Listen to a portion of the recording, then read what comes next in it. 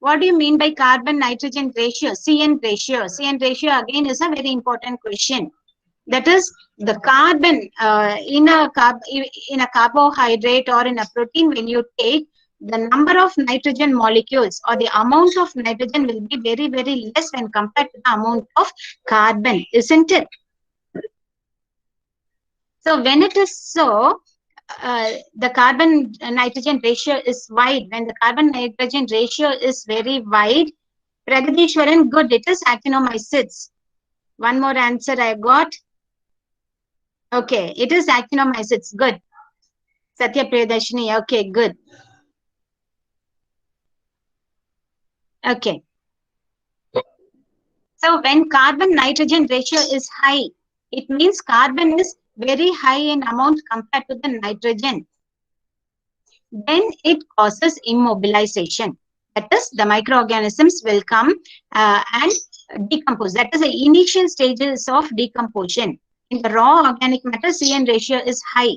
But whereas when it is completely decomposed, when compost is formed, what is the difference between organic matter and humus? Organic matter and humus. What is the difference? Humus means it is completely decomposed. Okay. The CN ratio is very narrow. If you have 10 or 12 carbon, you will have 1 nitrogen. 12:1 or less than 15:1 is the optimum CN ratio you should have in your soil for good uptake by the plant. Okay, so the CN ratio is very, very important.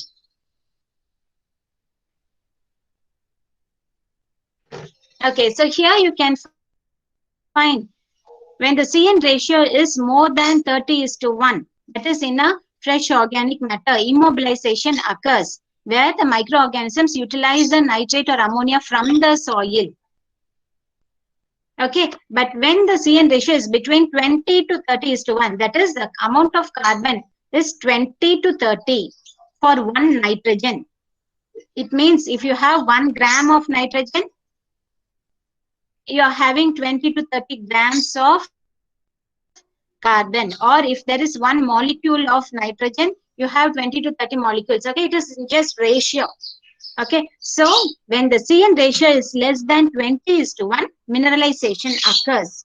And the optimum CN ratio is 12:1. If a question is asked, don't forget this number. What is the optimum CN ratio for plant growth? Tell me.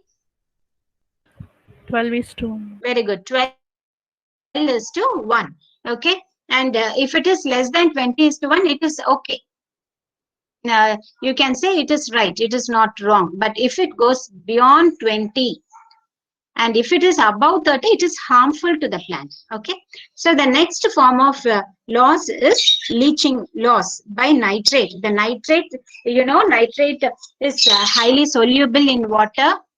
It is in solid form. It is soluble in water. This is not fixed by the colloids.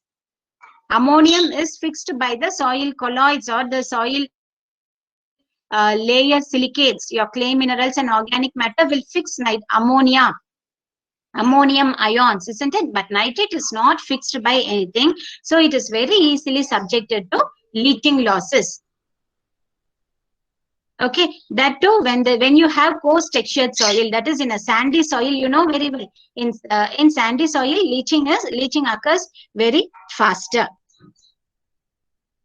Okay, and what is why should not it be leached? One thing is that due to leaching, your soil is losing nitrogen. Whatever fertilizer you add, if it is subjected to leaching losses, then it is a waste of cost. The crops are not able to take it. The nitrogen content in the soil is reduced. Your soil is quality of soil is degraded.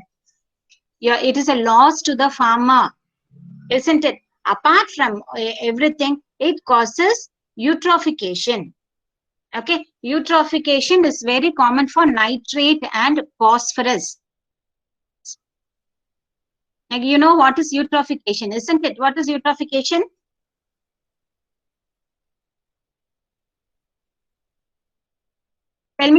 here you find this green picture, isn't it? It is a lake where it is entirely covered with green, anything, any type of plant, aquatic plant may be growing here.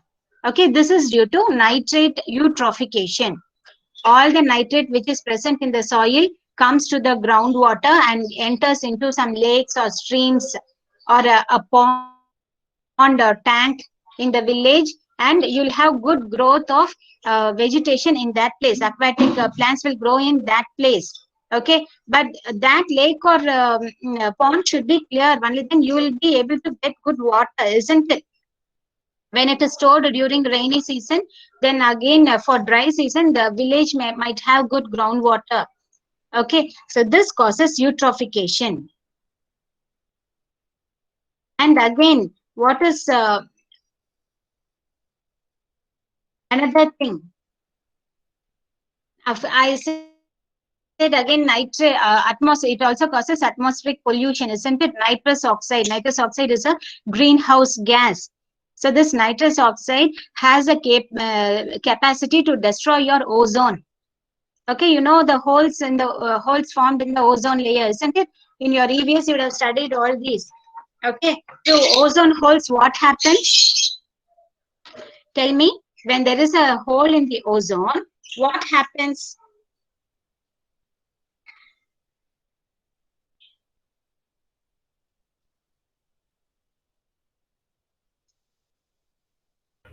Algal bloom.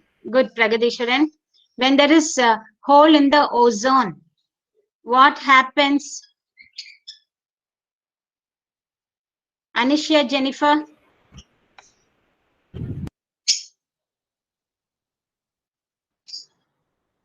UV rays directly. Very good, very good. Pradesh also has given, Anisha, good.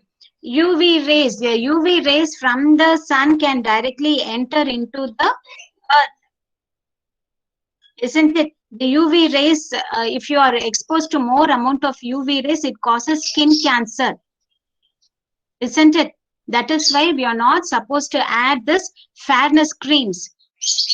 Okay, early in one period, many were using this one. What or a fairness cream, me. It will start with yes. Anyone can tell me the name? Many will be using that one. Sunscreen. ஏதாவது ஒரு fairness cream. Sunscreen. Not sunscreen. No, ma, sunscreen is actually good. Earlier, Fair and Lovely, sorry. Fair and Lovely, Farever, all these fairness creams, what they do is, they will absorb the sunlight. Okay, they absorb more of UV rays and it makes the face glow. That is why they say it is a fairness cream. They look bright. Of course, they'll be looking bright because it has that. Whereas when you use the sunscreen, it protects your skin actually. The sun rays are re-emitted. Okay, that is why we are not supposed to use this fairness creams. The UV rays will enter into the skin. When if it is used for a very longer time, some nowadays people, I don't think many of this generation are using, but earlier they were using. Okay, it might cause skin cancer. It may be a very less percentage. Even if it is 1%, then it is not good, isn't it? 1 out of 100 being affected due to this is also very pathetic, isn't it? So that is again, this nitrous oxide destroys the ozone and forms holes in the ozone through which UV radiation might enter. This also again causes global warming. Okay. So this is a picture of eutrophication. We have already seen. And this nitrate pollution in the water or soil causes, this again you have learned in your environmental studies, isn't it? What is the name in babies? Blue baby syndrome. What is the name of blue baby syndrome? Okay, good. So the blue baby syndrome, you can see even here in this baby, some blue color patches on the face, isn't it? It doesn't look, the baby doesn't look healthy. It has a light tinge of blue skin. Okay, this is because the hemoglobin is infected here. Okay, that is why instead of that a reddish tinge, a pinkish tinge should appear in the skin, isn't it? Instead of that, a bluish tinge appears. Okay, this is due to nitrate pollution. Okay, the next is biological nitrogen fixation. You all very well know this is a continuous process through all the legumes. The roots of the legumes contain root nodules. In the root nodules, the microorganisms, especially Rhizobium, Azotobacter, Azospirillum, all these, Azolla, Anabina azolla. So all the Anabila, this is not in root nodules. Azolla, that is different. Okay, it is not symbiotic. All the symbiotic microorganisms will sit in the root nodules and will fix the atmospheric nitrogen. Whereas some non-symbiotic, it is a different mechanism. Okay, so the quantity of nitrogen fixed due to this biological nitrogen fixation, that is due to microorganisms, is 175 million tons per year. Okay, this is given here for a year. Okay, so this is the symbiotic nitrogen fixation. You all very well know. Okay, this is non-nodule forming. You don't have nodules. The Azolla Anabina, does it occur in the nodules of the leguminous plants? No. Okay, it doesn't sit in the leguminous plants, whereas they have an association. Anabina is a blue-green algae. Okay, so this Anabina, BJ or blue-green algae will be attached to the floating fern called the Azolla. Okay, this we have even, hope you remember seeing this in our field. Do you remember? I think Rajendran sir's class or someone, they were using this. Do you remember seeing this in our field, in our farm, Karunya farm? Yes, ma'am. Okay. So this Azolla is a floating fern, and the Anabina or the blue-green algae is attached to this Azolla. Okay, and it fixes the atmospheric nitrogen. Okay, this Azospirillum, Azotobacter are also can occur in the non-leguminous plants.